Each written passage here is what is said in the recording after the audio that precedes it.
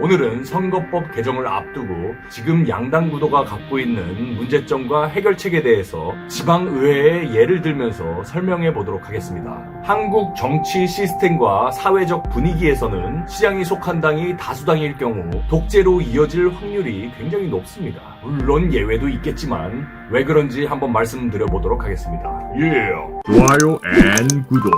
바로 정당 정치라는 명분하에 의원들의 손과 입을 틀어막아 버려서입니다. 만약 시장이 시민들의 이득과 반하는 정책을 내놓았다고 가정해봅시다. 국회의원들이랑 보통 관계가 좋은 시장들은 그들과 딜을 칩니다. 그러면 국회의원의 오더는 지방의원들에게 올 수밖에 없습니다. 바로 지방의원을 선발하는데 국회의원의 영향력이 막대하기 때문이죠. 국회의원들이 꽂아준 대부분의 지방의원들은 그들이 원하는 대로 표를 던지는 거수기가 됩니다. 그래서 시장의 정책은 두 가지 통로를 통해 의원들을 컨트롤합니다. 하나는 방금 말씀드린 국회의원 루트이고요. 다른 하나는 바로 당론입니다. 지방의원 당대표와 중진 의원들에게 오더가 내려오고 당론으로 묶어버려 반란표를 관리합니다. 반대되는 발언들을 철저히 견제하며 온갖 회유와 협박을 통해 입을 틀어막습니다. 제일 흔하게 하는 협박은 다음 선거에 불리할 것이라며 소신 있는 행동을 해당 행위라고 하는 건데요.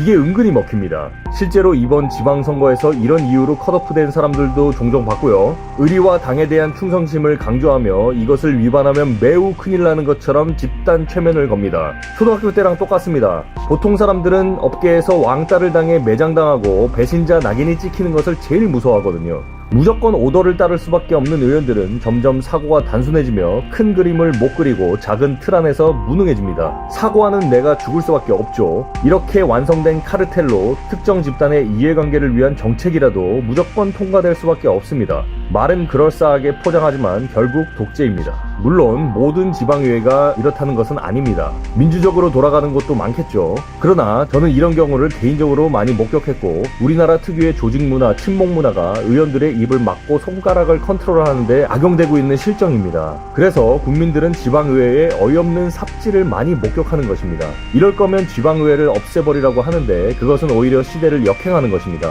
지방의회를 없애면 시장은 독재 체제가 되고 그래서 선출직 시장까지 없애면 중앙에서 다 쌈 싸먹겠죠. 해결책은 다음과 같습니다. 첫 번째로 먼저 선거법 개혁이 하루빨리 이루어져야 합니다. 현재 선거법에서는 거대 양당이 주도권을 갖고 있을 수밖에 없습니다. 바로 1등만을 선발하는 소선거구제 때문인데요. 유권자들은 사표 방지 심리라고 최악의 후보를 막기 위해 차악에 투표합니다. 그래서 아무리 소수당이 핫해도 마지막에는 1, 2위에게 표가 몰립니다. 독일식 연동형 비례제로 소수당이 의회에 많아질 경우 더 다양한 목소리를 내는 민주적이고 건강한 의회가 탄생할 것입니다. 국회의원뿐만 아니라 지방의원 선거 개혁 또한 필요합니다. 두 번째로 중앙정치와 지방정치를 분리해야 합니다. 지방의원 무공천 제도를 추진하던 다른 좋은 방안을 마련하던 방법을 강구해야 할 것입니다. 조금이라도 가진 것을 놓지 않으려는 기득권들, 제발 조금씩 양보하고 희생하여 더욱 민주적인 사회를 탄생시켰으면 좋겠습니다.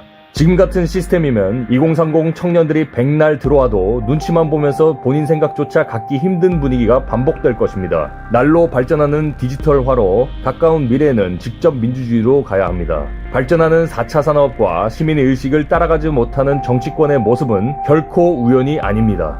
감사합니다. 좋아요 앤 구독.